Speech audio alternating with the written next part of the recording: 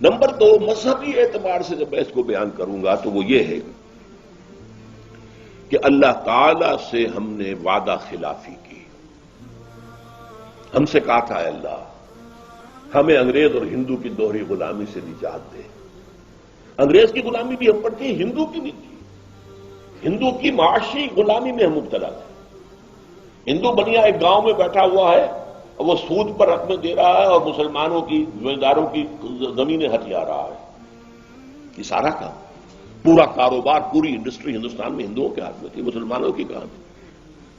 لوگ پاکستان کی برکات جب بیان کرتے ہیں بہت سے دانشور تو کہتے ہیں کہ نہیں، پوری انارکلی بازار کے اندر ایک دکان تھی مسلمان، پوری انارکلی، جبکہ آبادی میں مسلمانوں کی اکثریت. تو یہ حال، ہمارے اوپر دو غلامیاں مسلط تھیں.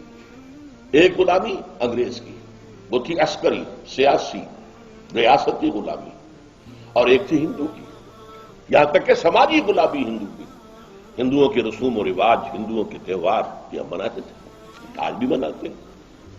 جو اے اللہ دعائیں تھیں. میں چونکہ خود عینی شاہد ہوں، میں نے مسلم اسٹوڈنٹ فیڈریشن کے ایک کارکن اور ایک رہنما بھی آپ کہہ سکتے ہیں، اس لیے کہ میں حصار ڈسٹرکٹ مسلم اسٹوڈنٹ فیڈریشن کا جنرل سیکرٹری تھا، ہائی اسکول اسٹوڈنٹ کی حیثیت سے. وہاں فیڈریشن تھی ہی صرف ہائی اسکول کے اسٹوڈنٹس کی، اس لیے کہ کالج تو کوئی پورے ضلع میں تھا ہی نہیں، نو گورنمنٹ کالج. ایک کالج تھا بھیوانی، ایک قصبے میں ہندو، جو سیٹھوں کا قصبہ تھا، اس میں ہندو کالج تھا بس. باقی ہائی اسکول کی مسلم اسٹوڈنٹ فیڈریشن تھی، اس کا میں جنرل سیکرٹری تھا. حصار ڈسٹرکٹ مسلم اسٹوڈنٹ فیڈریشن.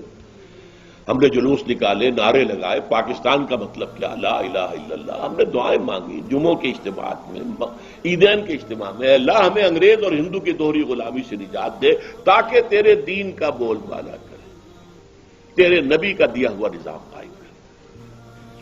ہم نے پاکستان، اللہ نے تو وعدہ پورا کر دیا. اور وہ آیت جو ہے سورہ اعراف کی ہے، حضرت موسیٰ سے جب کہا تھا کچھ لوگوں نے، اسرائیلیوں نے، اے موسیٰ آپ کے آنے سے پہلے بھی ہمیں ستایا جاتا تھا، آپ کے آنے کے بعد بھی ستایا جاتا ہے، ہماری حالت میں کوئی فرق نہیں آیا آپ کے آنے سے. تو انہیں جواب دیا گیا، اللہ تعالیٰ نے جواب دیا، قل اے موسیٰ ان سے کہہ دو، عسیٰ ربکم ان یہلک عدوکم، اب قریب ہے وہ وقت کہ تمہارا رب تمہارے دشمن کو ہلاک کر دے، فرعون اور اس کے لاؤ لشکر کو تباہ کر دے، غرق کر دے. وَيَسْتَخْلِفَكُمْ فِي الْأَرْضِ، زمین میں تمہیں حکومت دے، طاقت دے. فَيَنْظُرَ كَيْفَ تَعْمَلُونَ، پھر دیکھے گا تم کیا کرتے ہو. اسی امتحان میں ہم 56.5 برس گزار چکے ہیں اور ہم نے اللہ سے وعدہ خلافی کی. اس وعدہ خلافی کا نتیجہ میں نے آیات جو پڑھی ہیں شروع میں، سورہ توبہ کی 3 آیات. دنیا میں کوئی قوم اجتماعی طور پر اللہ سے کوئی وعدہ کر کے وعدہ خلافی کرے تو اس کی سزا کیا ملتی ہے. اس قوم میں اجتماعی طور پر نفاق اور منافقت کا مرض پیدا کر دیا جاتا ہے. نفاق اور منافقت جو کفر سے بھی زیادہ ناپسند ہے اللہ. ان المنافقین فی الدرک الاسفل من النار، منافقین جو ہے وہ جہنم کے سب سے نچلے درجے میں ہوں گے، جس کے لیے کہ حضور کی شفاعت سے انہیں محروم کیا گیا. استغفر لہم او لا تستغفر لہم لن یغفر اللہ لہم، آپ چاہے استغفار کریں ان کے لیے چاہے نہ کریں. اور سورہ توبہ میں تو ہے ان تستغفر لہم 70 مرۃ، آپ 70 مرتبہ بھی استغفار کریں گے تب بھی ہم معاف نہیں کریں گے. وہ ہے منافق.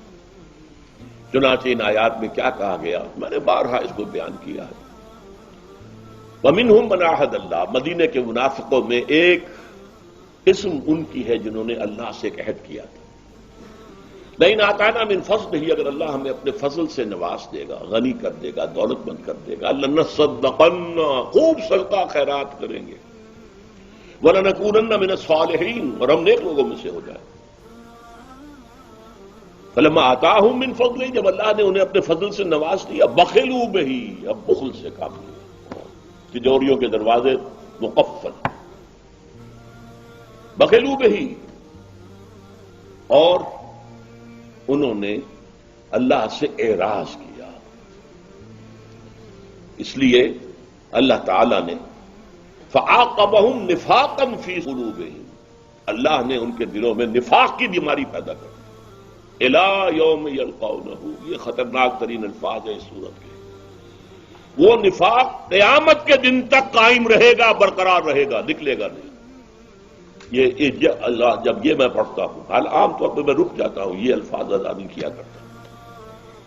عاقبہم نفاقا فی قلوبہم پہ بات ختم کرتے ہیں.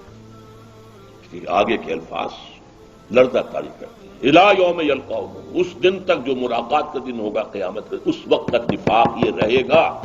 بما اخلف اللہ ما وعدوہ، بسبب اس خلاف ورزی کے جو انہوں نے اللہ سے وعدہ کیا ہوا اور اس میں خلاف ورزی کی. وبما کانوا یکسبون، اور وہ جو جھوٹ بولتے رہے کہ ہم ایسا کریں.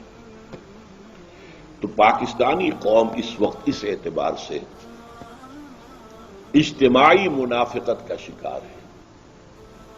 کچھ افراد ہیں جو لگے ہوئے ہیں، کوشش میں رہے اور ہیں اب بھی، کہ یہ قوم جو ہے بھٹکی ہوئی اپنی راہ، اپنی منزل کو دوبارہ یاد کر لے. کبھی بھولی ہوئی منزل میں یاد آتی ہے راہی کو. کچھ لوگ ہیں وہ مستثنا ہیں، لیکن آپ کو معلوم ہے ایکسیپشنز پروو دی رول. استثناءات جو ہوتے ہیں اس سے تو پھر کوئی قانون بالکل ثابت ہو جاتا ہے. یہ تو مستثنا ہے. رول از سم تھنگ ایلس. وہ رول کیا ہے؟ آج ہم بحیثیت مجموعی دنیا کی منافق ترین قوم، 3 قسم کے نفاق آپ کے ہاں آ چکے ہیں. نفاق قومی، پہلے ہم ایک قوم تھے ہندو کے مقابلے میں، ایک قوم، 2 قومی نظریہ، ہندو ایک قوم، ہم دوسری قوم. آج ہم نفاق باہمی میں قومیتوں میں تحلیل ہو گئے. اب قومیت ہے، 4 تو شروع سے تھی، پنجابی، پٹھان، بلوچی، سندھی، اس میں اضافہ ہوا ہے. سرائکی قومیت وہ بھی مدعی ہے، ہماری علیحدہ قومیت ہے. یہ نفاق باہمی ہے. نفاق کردار، جھوٹ، وعدہ خلافی اور خیانت. حضور نے فرمایا آیت المنافق ثلاث، 3 نشانیاں ہیں منافق کی. دوسری حدیث میں آتا ہے وَإِن صَامَ وَصَلَّى وَزَعَمَ أَنَّهُ مُسْلِمٌ، جس میں یہ 3 صفات ہیں. وہ چاہے نماز پڑھتا ہو، روزہ رکھتا ہو اور اپنے آپ کو مسلمان سمجھتا ہو، لیکن وہ منافق ہے.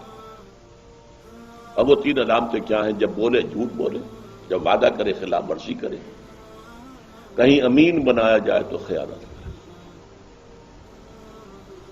یہ تینوں چیزیں ہمارے ہاں عوامی سطح پر جس طرح ہیں وہ تو سب کو معلوم ہے، لیکن جو زیادہ قابل توجہ، قابل حذر بات ہے وہ کیا ہے کہ ہمارے ہاں جو جتنا اونچا ہے اتنا ہی جھوٹا، اتنا ہی وعدہ خلاف اور اتنا ہی بڑا خائن ہے. اربوں کی خیانتیں ہوتی ہیں. اب وہ سینکڑوں ہزاروں والی بات تو ختم ہو گئی. غبن در غبن.